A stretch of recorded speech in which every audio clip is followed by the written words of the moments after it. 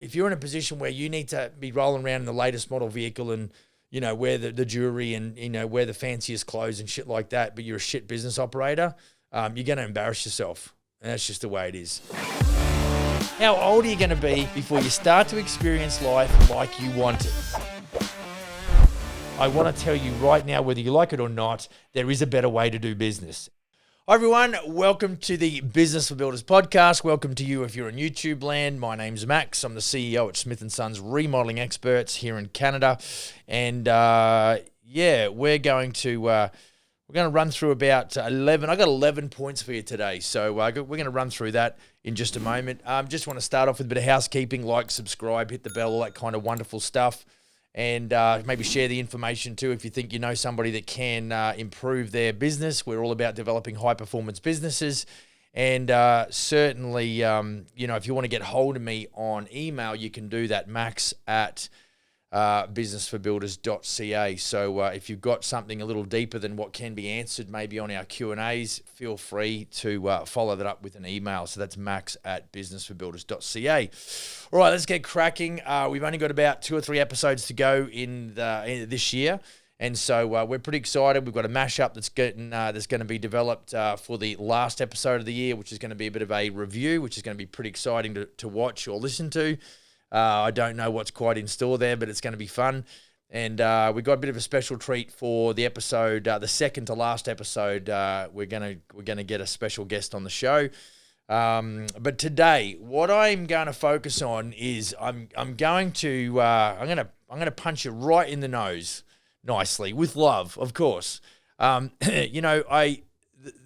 focus a lot on the operations and the mechanics of the business. But, I think really what is just as important is that we really focus on the humanity or the human aspect of running a business. I know, running a multi-million-dollar company is certainly, it can weigh on you. And I'm certainly looking forward to a couple of weeks off over Christmas. I really am. Just some time to reset, have a think about maybe what we did in the year that was good and what we did in the year that wasn't so good.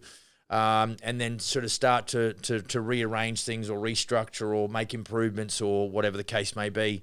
And so there's a lot of, what I'd like to do is, I say that, one of the variables of success is self-awareness. And so I've really got to be introspective and take a look and have a listen to myself at some point and really make sure that I'm doing everything that I can to make the business better, and also look at the things that perhaps I'm doing, which this is not the nice part, that where I might be bottlenecking the business. And so, if you're a bit of a micromanager, you're not going to let your talent really improve. That can be a problem. So I'm going to take a really strong look at, today I'm going to look at qualities, goals, and attitudes in about 11 points here, and I will run through them fairly quickly. But the ultimate goal is, or the ultimate understanding that I want you to take away from this episode is I want you to think about capacity enlargement, okay? And so really what that comes down to is that, how much stuff, work, issues, stress what is my capacity? So, if you've got a 55-gallon drum, you can't fit all of that into a 1 liter Coke bottle. It's just not going to fit because the capacity of the Coke bottle is not large enough. And I think there's a lot of times where we want to go and build $1 million company, which essentially is like a 55-gallon drum, and we're only a Coke bottle. And so, we've got to be aware that it takes time to enlarge your capacity. So today I'm really talking about personal qualities, and I'm talking about our journey of, in the event that we want to run $1 million plus company, we've got to understand that personally, our capacity to handle stress, our capacity to handle more than one issue at a time, our capacity to handle multiple projects with multiple sub-trades, all of the challenges that go with. There's something that happens to you as a human, which can be very subtle as far as an improvement goes. And, I think that that takes a lot of devotion, I think, to, and concentration and commitment, but we've also got to allow time to really, watch that improve. So, we're going to talk about these different, it's almost like a bit of a psychology around being a general contractor, at a high level. And some of the things you will look at this and go, well, I've already ticked that box, or actually I wasn't even aware of that. Or, yep, I identify with, this as a massive challenge to me personally. So really what I want you to do is just to, hear me out on these 11 points, and then really see where you can, as you consider, as you enjoy time off over Christmas perhaps, and you think about, what you did this year as well. And as you sort of consider what you might update, improve, revise, change, get rid of, introduce, all of those different things, what your 2023 is going to look like. And of course, now is a good time to begin that consideration process, right? So really where these come from, guys and gals, is what I've just started to introduce. Now, let's say that you come to me and said, Max, I want to be a Smith & Sons general contractor. I'm interested in, buying a franchise. These 11 points, we really have to confirm that you are open to include these or introduce these, or you already have these as part of your skill set. Otherwise, you won't get a pass. You won't get brought in. So we're really starting to double down on the quality of the human that we introduce more so than ever before into our brand, because our general contractors are our frontline operators, and so we need to make sure that the Smith & Sons brand is being represented at the highest level. And so for you need to make sure that you're out in the field and you're representing your brand and your business at the highest level. And so these are the kinds of things that, as a franchisor, someone who's been around the game for 34 years, this is what I now find as a very important criteria, or a set of characteristics perhaps, that one is required to actually don the Smith & Sons brand. And so I probably could be accused of being fairly relaxed in my approach to recruitment, but that is certainly, that this towards the end of this year, my awareness was sort of tweaked, and I was really like, okay, we've got to improve the way that we go about, recruiting the type of general contractor that we want to actually work in with the brand on their back. And so for you, I think this can really help maybe put some perspective together and some understanding, and maybe identify the areas you need to improve, and certainly identify the areas that maybe you're doing a really good job in or at. So the first thing I think, the first thing is what I'm looking for is I want guys and gals who come into the Smith & Sons ecosystem to want to build $1 million business minimum. That's really, that sets the benchmark. I really don't think that anything below that really, it's just indicative of someone who hasn't really got, and it brings me to the next point, which is you've got to be an entrepreneur. So those two go hand in hand. So if you're entrepreneurial, you'll probably want to build $1 million plus business. What that means is you're going to really want to be in love with the whole process or the whole concept of business development. And so, as a minimum standard, if you just want to do a couple $100,000 a year, that tells me you're a one-man band, doesn't like risk, maybe doesn't like dealing with people, is fearful of doing sales at the highest level, maybe is not a good student of the business, maybe just a little bit lazy or a little bit complacent perhaps. And so that automatically will disqualify anybody from, talking to me about the opportunity with Smith & Sons. So $1 million business would be the minimum. I think that if you're saying, yeah, Max, I want to build $1 million business, and we're always going to be working around about the 30% profit margin percentage, which would be about $300,000. I'm sure you can pay your overheads, pay yourself pretty well, and cover your business expenses out of that. That's kind of where we want to be. And of course, the next question is that would automatically mean that you've got an entrepreneurial flair, that you really do want to, you really enjoy the business process. So they're the first couple of things. The third thing is teachability. I'm glad that you know X amount of stuff, or that you know how to do stuff. But that doesn't mean that there's no room for more knowledge or more understanding. And so you need to be teachable. You need to have a teachability or an attitude to being taught. At the age of 49, being a CEO and a managing partner of this organization, I always look around for opportunities to learn. So there's with the internet, with YouTube, with these kinds of podcasts, there's so much availability to understanding. There's no reason why we should, get bottlenecked or struggle to understand where, we might need to improve our business. And so, teachability, in other words, that means you have the ability to be taught.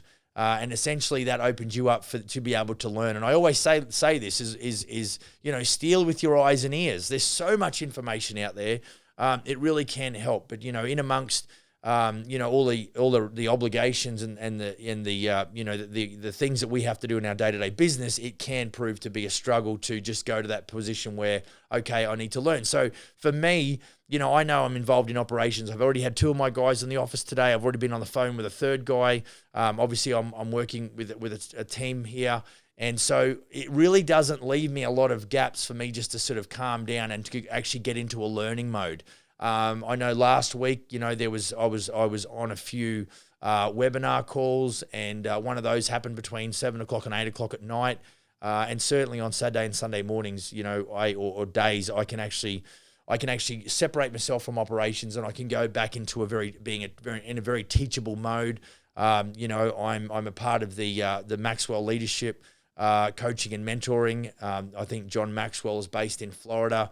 And, I just know that I know me really well, and I know how much I don't know. And so I know that my vulnerability is if I don't continue to learn, then I will stagnate, and all of a sudden, potentially my business can suffer from that. So I always want to remain teachable. So number 3 is teachability. The 4th thing, this is a big one, accountability, your ability to give account. And so, I think that there's a level of integrity, I think, that I haven't got integrity on this list, but I think there's a level of integrity that goes along with every point here. But, if I am going to be accountable, that means there's a level of transparency, of course, honesty, which then, really translate into a level of integrity. It's what you do when you're by yourself that determines, your level of integrity or the type of person that you are. And so accountability is, I've got such distance between myself and my business partners, and I know if I was them, knowing full well there's very, they can't just pop into the office and get a feel for how things are going.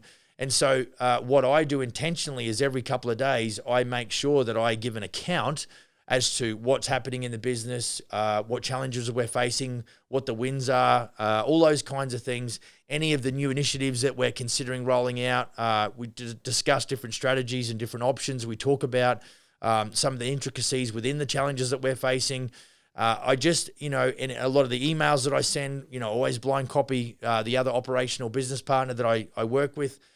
And because I don't want any gray area, I want to make sure that we can deal with things as they come onto the table, that we can really discuss those. So for me to be able to give an account in every area of my business is super important. If you are playing in the gray area and you are a bullshit artist, you will not survive. If you said, yes, Max, I'm an entrepreneur. Yes, Max, I want to do $1 million plus, but you don't like to give an account or be accountable, then you're going to have a problem. So really all of these boxes need to be ticked, I think. Well, you're going to have to tick all these boxes if you're going to want to come play with me and my business and my brand.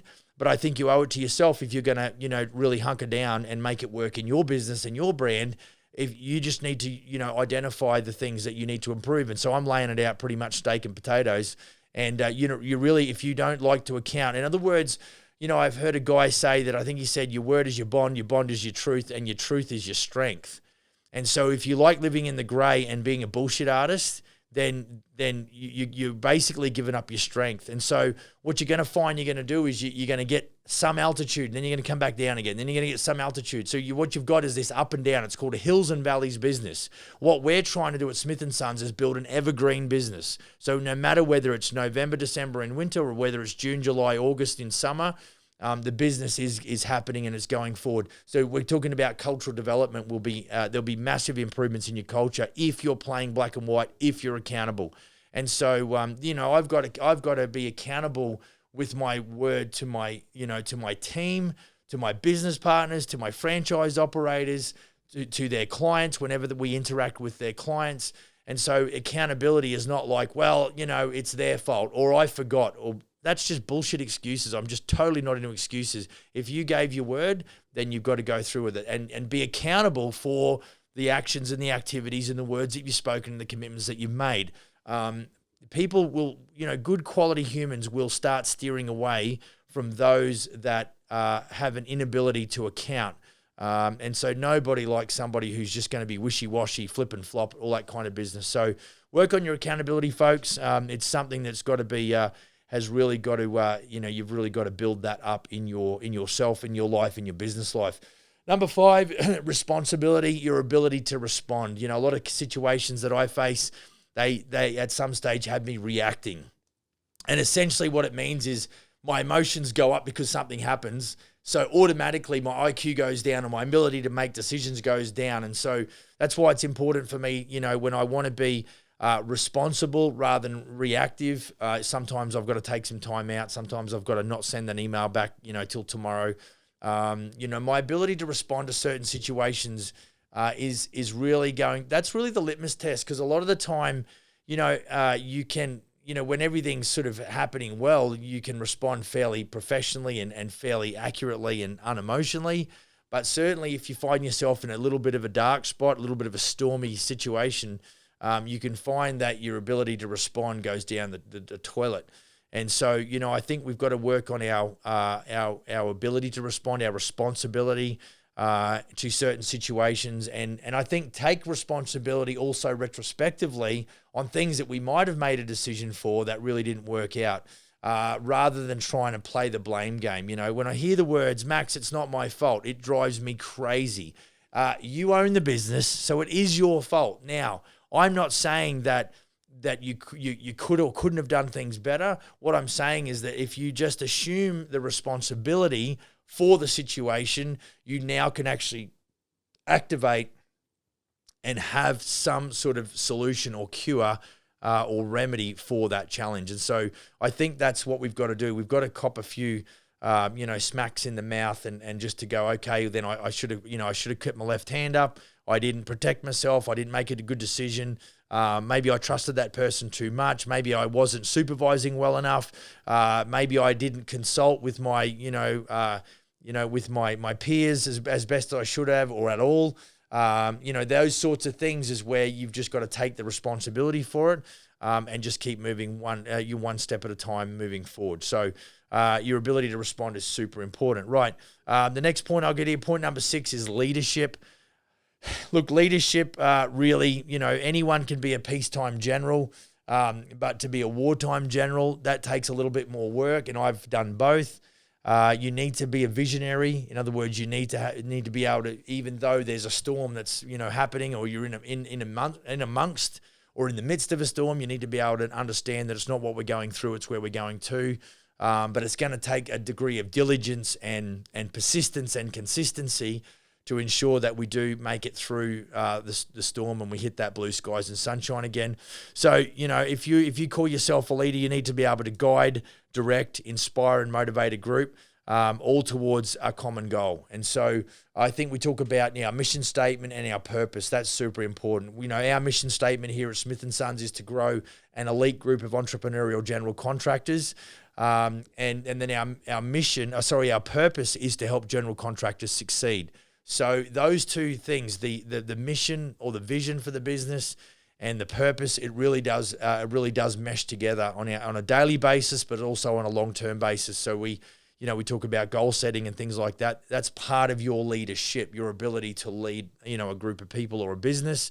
But more importantly, you need to start out by being able to lead yourself. I think what I see a lot of is that there's a lot of external froth and bubble that goes on in and around business owners' lives, and they say a lot of things that come out of their mouth which sound really good, but unfortunately the physical outworking, it fails to deliver. It doesn't even go close to the magnitude that they were preaching about. And so this is why sometimes, I talk about flying below the radar. I actually like to be in a position where people underestimate me because there's an element of safety there, because if I'm solid in understanding what my capabilities are, I won't let any insecurity really get inside of me, because I know that it's just a matter of time. And, I lived that when I first come to this country and, into this town where I was, on $20 an hour, which I hadn't been on for a quarter of a century. But I just knew that, I was secure in knowing who I was and where I was going. And so, whenever I talk about leadership, people might think about, well, I need, an office full of people, or I need, a massive team. Well, I think what you can do is you can look at your leadership capability, and we are talking about capacity enlargement. You look at your leadership capability as it relates to you as a one-man band. If you find yourself complaining about, different clients or the size of your business, or you're not doing deals, but you spend 3 hours every night watching Netflix, then there's some sort of misalignment in your thought process. You should be spending that 3 hours. If you're not happy with your business, you need to be investing that time in your understanding. So we go right back to being point number 3, which is teachability. You need to understand that there's obviously things that you might need to do better in your business. Maybe you haven't got a documented sales process. Maybe you're not organized around, how you get paid to quote even. And so you need to be creative. Like, innovation and creativity is the preface of success in any business. And so that all comes down to your ability to lead yourself, identify the weak spots. And furthermore, you could go into a SWOT analysis where we talk about your strengths, weaknesses, your opportunities in your threats. And if you just Google that, you'll soon figure out what that's all about. But in leading your business, you've got to look at those situations, because it's a moving target. Every time you put somebody in your business, all of a sudden that might create a strength, but it also might create a weakness or a threat. But it also brings opportunity, because now you can maybe go and do more sales, or you can quote faster, or whatever the case may be. So leadership is a big indication as to how good your business is going to be, or how fast you can grow that business is going to be your leadership capability. Okay, number 7 is you've got to be a team player. And I'm not saying don't be a leader. You can be a team player. I think especially as it relates to this business. I see a lot of guys that really enjoy the camaraderie, and I see other guys that just want to be an island. I think that there's opportunity, no matter where you are, to maybe catch up with guys in your area who are in the same business, and understand that the more of a team player attitude you have, the better it can be. The thing is, with that kind of scenario that I've just spoke about, it's all about understanding that there is plenty of opportunity. In a town here of 40,000 people, there was $141 million worth of renovation work happened last year. So it's not like I've got to go fight with Joe Blow down the road and not talk to him about, hey, how's your business doing? What are you struggling with? Where are you winning? Like, yeah, you'll take away some gold nuggets, and so will that other person. But I think that, iron sharpens iron. So you can really benefit from acting. And so this is where we get away from being competitor focused. We want to be customer focused. But I think there's, as a team player, if you were to build some solid network associate type business relationships with other general contractors in your area, and you just got to find the right people, because it's going to be hard. A lot of, as I've talked to enough of my general contractors here in Smith & Sons, and I've talked to enough guys out there where it's all about, no, these are all my industry secrets and I don't want to share. Well, I think that there's more of an upside for you to take a shot at reaching out to general contractors in your area. And I don't care if there's just 2 or 3 of you.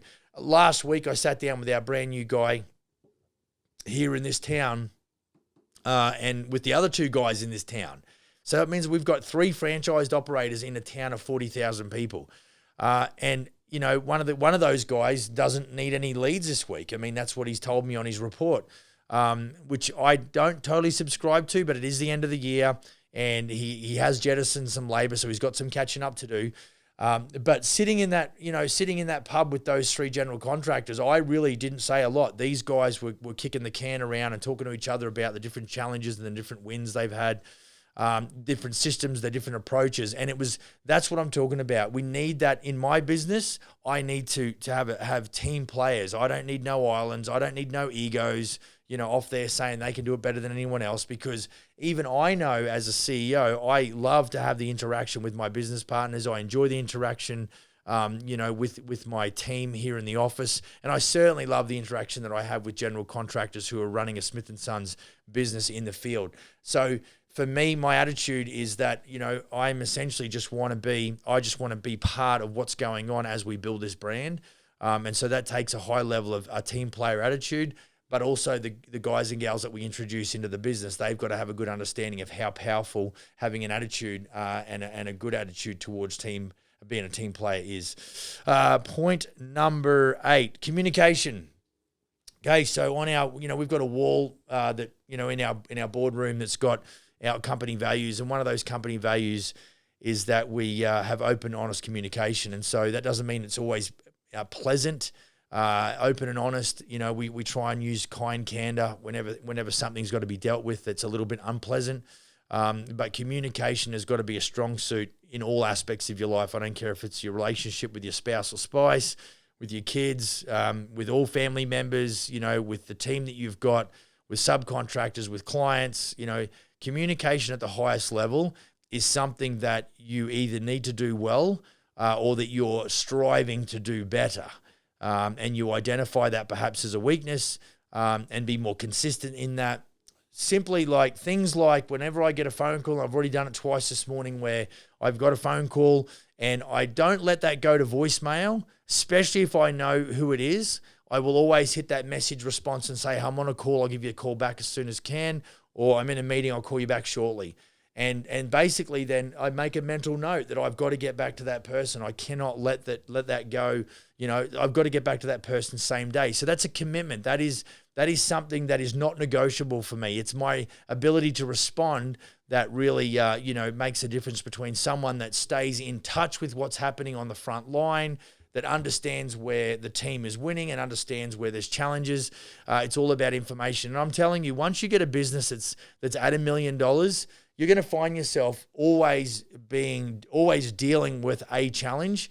And the I guess one of your blind spots, in that, communication is that you can drop the ball because you can say, well, I'm so busy quoting, I'm so busy doing this, or I'm so busy doing that. And definitely clients will always get a high level of communication, from me like straight up, because without, sales cures everything, but there's no point in doing good sales if you're not going to, then continue a high level of service throughout the project. So clients definitely get, and really in my business, the retail homeowner clients are the clients directly of my general contractors. My franchise general contractors essentially are my clients at corporate office, which is a bit of a different spin, but nonetheless they're clients. And so, whenever they call or text, I've in the last 2 weeks, I've taken a couple of calls after hours and on Sundays because of some situations that were developing. And so, from my franchised operators. And so that's part of my commitment to them. If they come in and they invest, with Smith & Sons, then what goes with that is my ability to really help them out whenever they need it. And if that means I've got to take a call on a Sunday afternoon, so be it. Or after hours, so be it. So I don't recommend that you would give Sundays and after hours to your clients unless there's a major catastrophe. But certainly, because you want to protect yourself and make sure that you're not just getting absolutely, belted, all the time. You need to have some time out for sure. But certainly you want to be there to serve at the highest level. We talk about delivering construction services at the highest level. So we don't want to just give lip service and then not deliver. We want to be available. We want to do things. And so, it's super important that we communicate both, verbally and subliminally and in our actions and our activities. I'm always conscious of starting well and finishing strong. Obviously working with general contractors in the sales process regarding a franchise purchase, of course it's very optimistic and it's very, it's a very great time to be chatting about the possibilities in the future. But then once that flips into operations, now we've got to deliver. And there is always challenges no matter where I open an area up. There's challenges with the individual. There's challenges with marketing in that area. There's challenges with clients going forward. There's all kinds of situations, but what it requires is open, honest communication. And so we can resolve things. The minute you stop communicating is the beginning of that relationship going. It's never any time that anyone would stop communicating, all of a sudden there's going to be a massive and a severe deterioration in the relationship. And if that's with a client, it's in bad shape. And I guarantee you, it's either going to end up, just with no outcome or no resolution, or it's going to end up legal. So communicate at the highest level. Okay, number 9, you got to be collaborative. Collaboration is a big part of what we do. I think I told this story on Saturday night when we had our awards night for all of our general contractors. is that I think the fillet of fish was actually an idea from a McDonald's franchisee. And so no matter whether I'm dealing, whether I'm talking to clients and they might be making suggestions.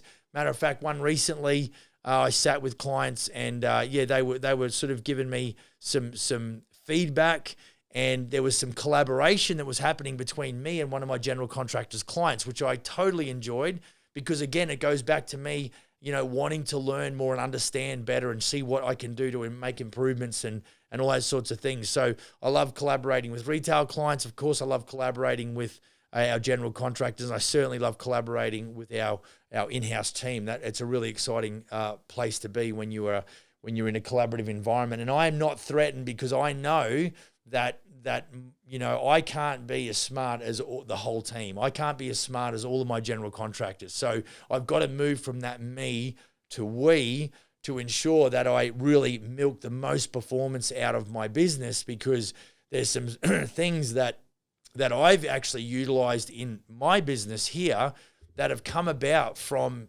input from our franchisees, and I love that. Because I just know that if I will be the bottleneck of my business, if I've got to come up with every single innovative idea to develop this business, it will not grow very fast. And this is why the collaboration between myself in Canada with our counterparts in Australia and New Zealand is super important, because they have walked the walk ahead of me. And I don't need to reinvent the wheel. What I've just got to do is get good at asking the right questions about my situations to these other guys. And they can, in most cases, they will definitely shed some light on my challenge. So collaboration is such an important part of business development. Reminds me of when I watched the documentary the docu-series, I think it was, about Spotify and the development of that business. And you just look at how many bodies were involved in putting that, that platform together, that Spotify platform. So yeah, that was, a bit of an eye opener for me. It's like, wow, there's a lot of hands do make light work. So, and you know what, if you just want to be a one man band, then nothing of this really is going to matter to you, especially collaboration, because you just do whatever you want. What I would find is that it'll be a low performing business. And if that's okay with you, then I'm not about to rock your world. Mazel tov. Happy for you. Do you. Number 10, humility. I think, at the highest level in this country, I'm here to serve the most. I'm here to serve my team. I'm here to serve my franchisees. I'm here to serve my franchisees' clients if they need me to step in. I'm here to serve my business partners. I have to take that attitude, because it's how we inspire and motivate our team to do that. And so if you're in a position where you need to be rolling around in the latest model vehicle and wear the jewelry and, wear the fanciest clothes and shit like that, but you're a shit business operator, you're going to embarrass yourself. And that's just the way it is. And so, for me, legacy is more important than currency. But currency is a very close second. I love, really good looking profit and loss and balance sheets. I love to see business developing and growing and showing a profit. There's no question about that. But, on Saturday night, there was a very strong feeling that we're not just here to make money. We're actually here to make a difference. And so I think humility, I've said this before, and ego in equal measures you have to have. If I am talking to you about a business opportunity with Smith & Sons and you're a know-it-all and you're a loudmouth and you come across as borderline arrogant, or you're very much, you're the encyclopedia for construction, then I'm probably going to make the judgment call that as it relates to humility, you're probably going to be a 1 out of 5. And so, I'm not against ego. I think, you've got to have that. You've got to have an element of that in your life and, in your approach. But certainly it can't be imbalanced, or it can't be, can't have so much ego and no humility. That's going to be a challenge. My final point to wrap up, I don't know how long I've been going, about 35 minutes or so. The final point, number 11, is mastery. And I think this really is a great way to wrap up, because basically mastery is about your desire to learn, your hunger to know more about, your industry and what you're doing, and then your relationship with pain. And, what I know is that, doing business, there's always fires to put out. There's always going to be something. Nowadays, I just come to work and it just becomes part of the landscape. There's a few positives along the way, but the bigger my group grows, the more likely it is that every day I'm going to have several, incidences or issues where people are going to have some concerns about the way forward. And I'm going to be a part in either a big way or a small way as to trying to remedy those situations. So, higher the levels, bigger the devils. I did an episode, around that concept.